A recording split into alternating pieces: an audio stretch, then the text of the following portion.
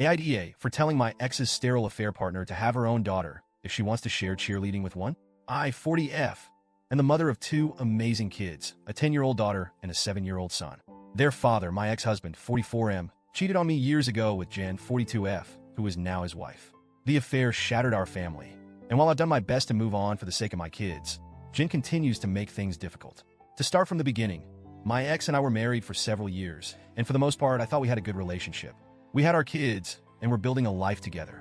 Sure, he traveled a lot for work, but I thought we were a team. Then Jen came into the picture.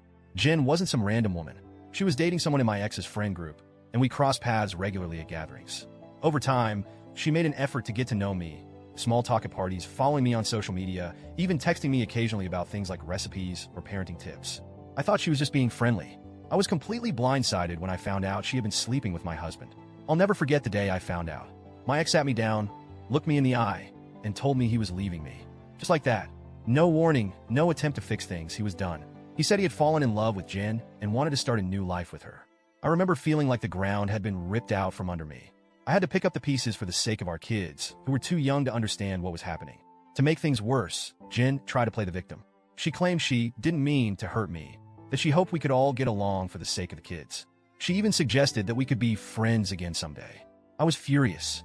How could she think we'd ever be friends after what she did? But I kept my composure because I knew my kids were watching. Fast forward to now. My ex and Jen have been married for several years. He only has custody of the kids 6 days a month, which is partly because of his demanding work schedule. He travels out of state frequently, so this arrangement keeps the kids with a parent me most of the time. Jen has no biological children of her own. She and my ex made a point to tell me early on that she's sterile. I never asked, but they brought it up, hoping I'd share the kids more and encourage them to see Jen as a second mom. I made it clear from the start that I wasn't interested in co-parenting with Jen. She's not their mother, and she never will be. I've always supported my kids having a relationship with their dad, but Jen's involvement is not something I'm willing to facilitate. I've kept things civil for the sake of the kids, but I've also set firm boundaries. Jen, however, doesn't seem to respect those boundaries. Which brings us to the current issue. Jen was a cheerleader in her youth, apparently a very enthusiastic one. She volunteers with local cheer programs and has been trying to get my daughter into cheerleading for a while now. My daughter is not interested. She's more into art and science, and while she's tried a few sports, cheerleading has never been on her radar. A couple of weeks ago, my daughter came to me visibly upset. She told me Jen had been pressuring her to join a cheer program and that her dad was backing Jen up. She said they'd been talking about it during her last visit, and Jen kept going on about how much fun it would be and how it was something they could do together. My daughter told them she didn't want to, but they wouldn't let it go. She asked me to step in and help. As part of our custody agreement, decisions about extracurricular activities need to be agreed upon by both parents. So, I reached out to my ex through the parenting app we use and told him our daughter would not be joining cheerleading unless she wanted to. I emphasized that she'd already expressed her lack of interest and that they needed to respect her wishes. Instead of responding on the app like he's supposed to, he sent me a series of angry texts. He accused me of ruining things, said I was being unreasonable, and called me a bunch of names I won't repeat here. Then Jen got involved. She tried calling me, but I didn't answer. I don't see the point in engaging with her directly. But a few days later, I ran into her at a store, and she decided to confront me in person. It started off somewhat civil. She said she felt like I was punishing her by not letting her bond with the kids. She went on about how she's been in their lives for years, and how she has every right to share things like cheerleading with them.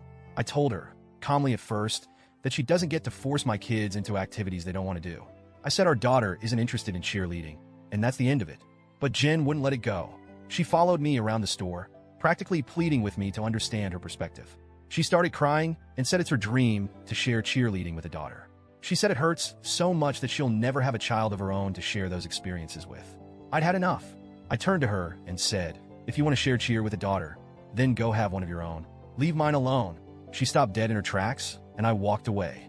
She didn't follow me after that, but the fallout was immediate. My ex called me later that day, furious. He said I was cruel to say that to Jen, knowing she can't have children.